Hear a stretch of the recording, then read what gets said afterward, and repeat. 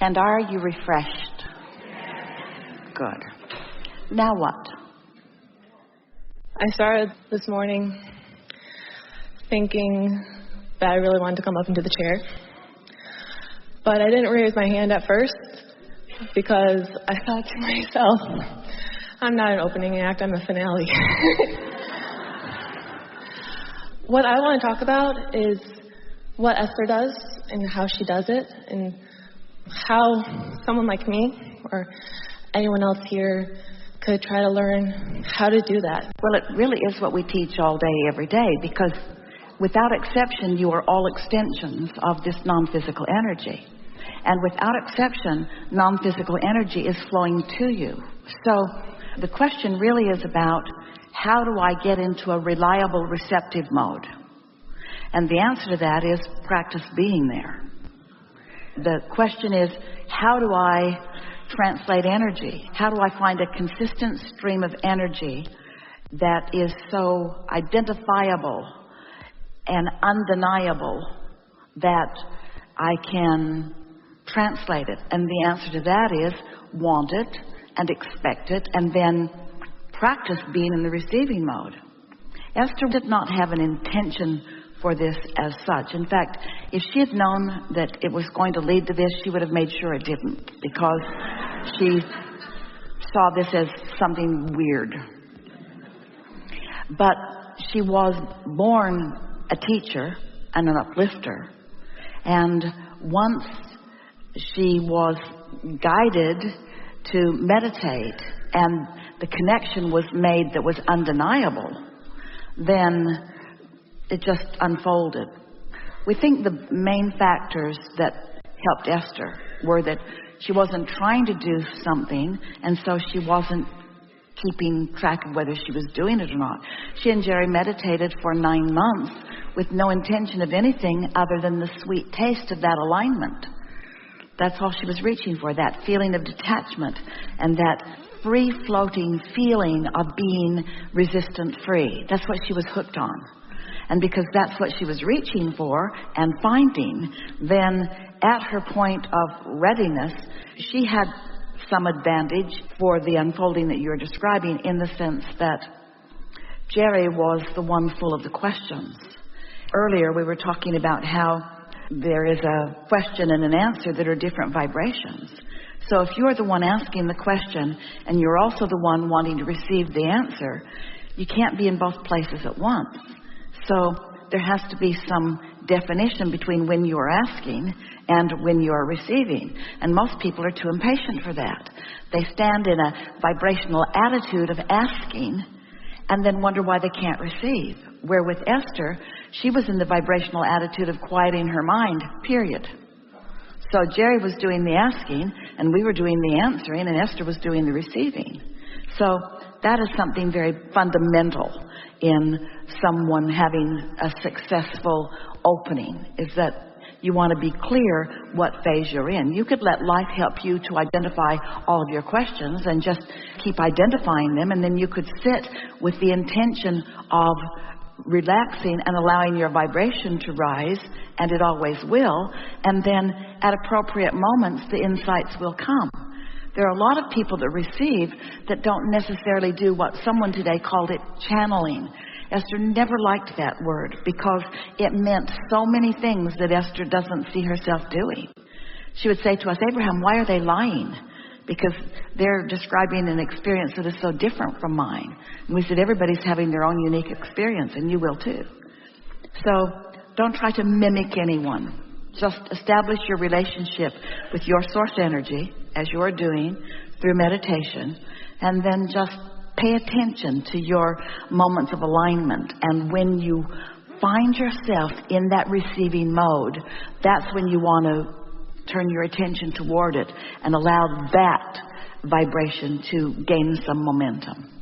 I've been meditating every day for 8 months, and I've made it a really good habit. And I usually do it towards the evening at night, closer to bedtime because of my schedule.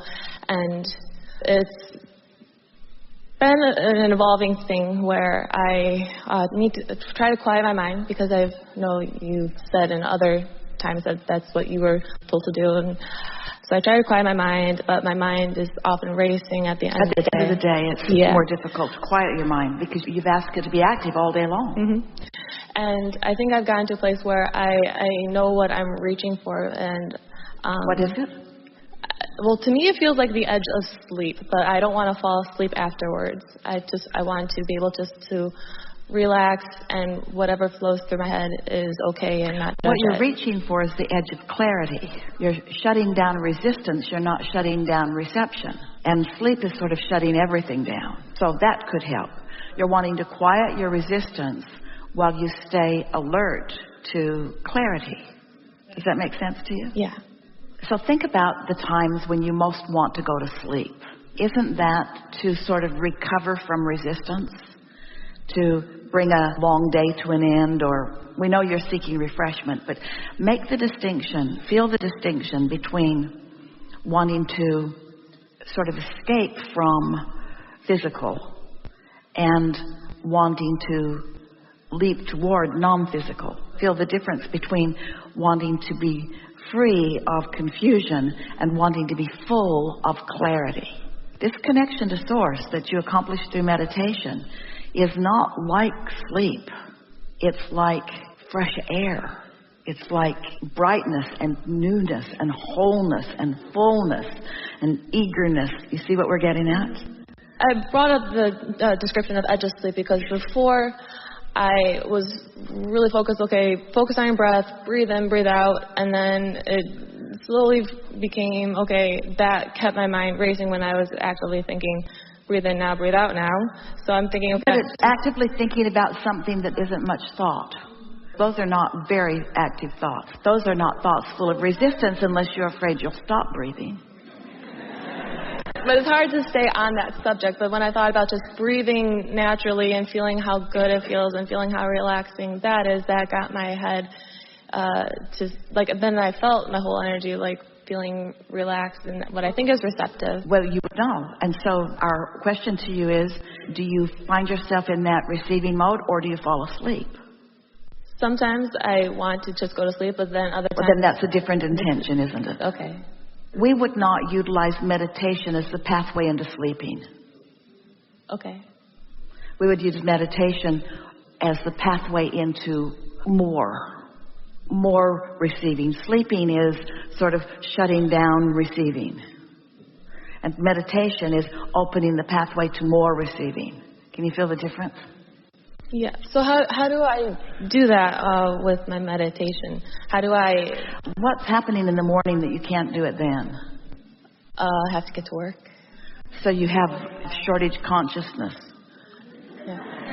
I teach a class in the evening, so I get home really late, and then I often have to get up really early to meet with my But if someone said to you, your meal is at, what time do you have to be at work? It varies throughout the week. It's sometimes 10, sometimes I don't have to be there until the evening to teach my class. So it's just... Well, let's say someone said to you, you get one meal a day and it's at 7 a.m. It's at 7 a.m. And you'd say, I can't be there. And we think after a while you'd make the time. Okay. So I should try doing it in the morning. It's just to your greater advantage. Yeah. For these reasons. During the sleep state, resistance slows way, way, way, way down. So you are at your least resistant state when you first awaken. That's a tremendous advantage because the whole point of meditation is to release resistance. And so if you start at your least resistant state and then you focus on your breathing, you'll get into that state of receptiveness, but you won't be tired and wanting to go to sleep. You'll be awake and ready to receive. Feel the difference? You're doing extremely well, and your meditation is not ineffective. We don't mean that. But you're asking us, and so that would be a really big difference to you. And I don't want to put it on a timeline or feel like this isn't working, but I know from the... So you don't have to do that. You don't have to put it on a timeline because this is what's happening. Your inner being will meet you anytime, anywhere, about anything. We're not on a schedule. But your resistance has ebbs and flows. And there are times that you are less resistant than others. And so let yourself be on that kind of schedule. When am I in my most receptive mode? Because you see, you're taking meditation into what we consider to be the greatest purpose of it. When you release resistance, your vibration will rise. And when your vibration rises, there's a blending between you and you. And when there's a blending between you and you are then, and only then, your wholest of whole selves. That's really what you're reaching for. And so the insight you're looking for, the answers to the questions you're looking for, all the things that you said and that we can feel you're looking for are there. Some might say it's just keeping the odds up. Others might say it's just logical. We would say all of that. We're not asking you to look for a time schedule. We're asking you to look for a path of least resistance schedule. And we know for sure the path of least resistance schedule is at the beginning of the day, not at the end of the day. And it can be whenever you want it to be. We're not asking you to set an alarm and meet us somewhere. We'll be there. I didn't mean like more evening. I meant like in terms of development or seeing progress or seeing something happen or hearing stuff.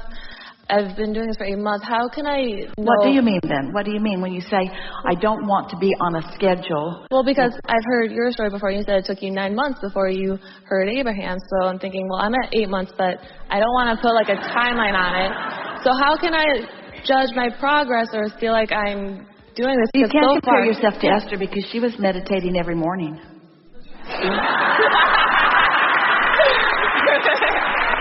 So if you want to use that comparison, you're at no months. Okay. All right. But don't use that comparison. Your desire is strong. Hers was not. What anybody else is doing doesn't have anything to do with what you're doing. It's just the gap between what you desire and where you are. And we want to soothe you with every word. We don't want to scold you or adjust you or change you. In other words, everything that we're offering you is just simple response to the question you ask.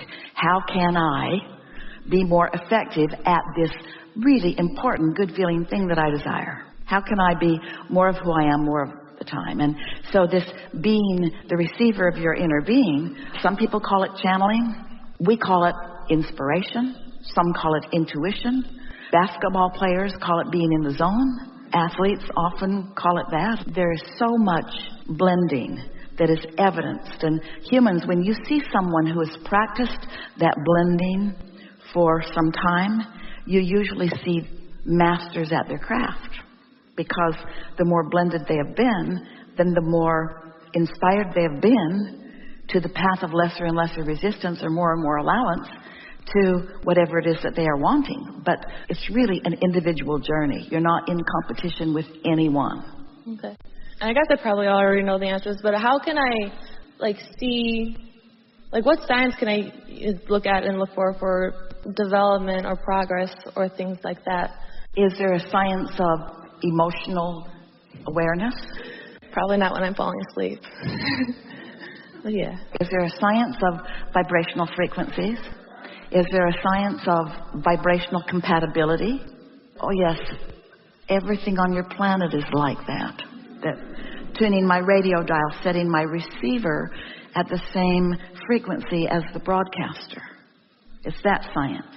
It's the science of frequency. But in physical human terms, you wouldn't call it so much a science as you would call it an emotional awareness. And so your emotional awareness will teach you the science. Because when it feels really good, you're really tuned in. When it doesn't feel so good, you're not so tuned in.